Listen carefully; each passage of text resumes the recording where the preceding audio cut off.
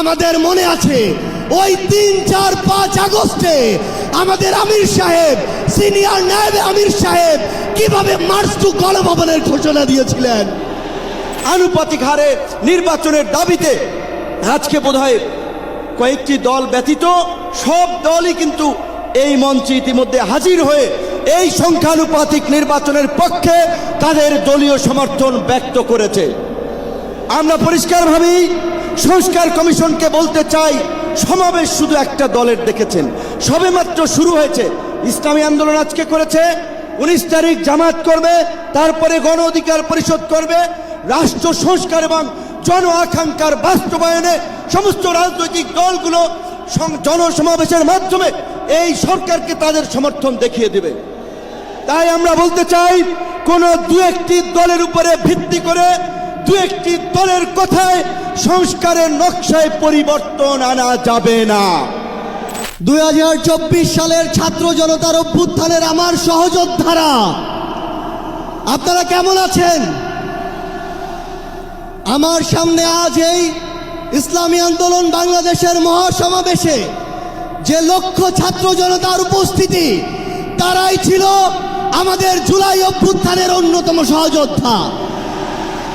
কে কি বলল সেটাতে আপনাদের আমাদের কিছু আসে যায় না।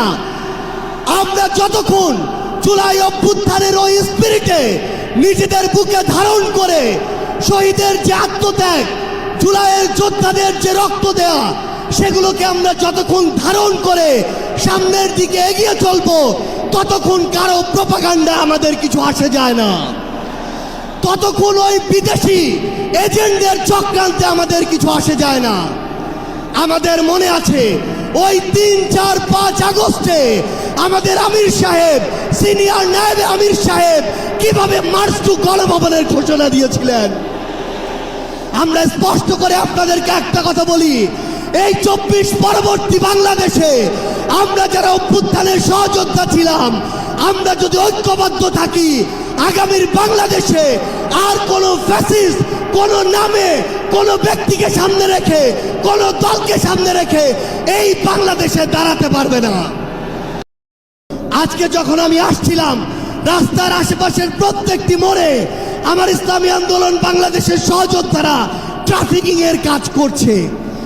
এটাই হচ্ছে দৃষ্টান্ত যে আমরা কাজ করব, আমাদের রাজনৈতিক সমাবেশ করব, একই সাথে জনগণের যেন দুর্ভোগ না হয় সেটাও আমাদের মাথায় থাকবে। সংস্কার কমিশনকে বলতে চাই, সমাবেশ শুধু একটা দলের দেখেছেন, সবেমাত্র শুরু হয়েছে। ইসলামী আন্দোলন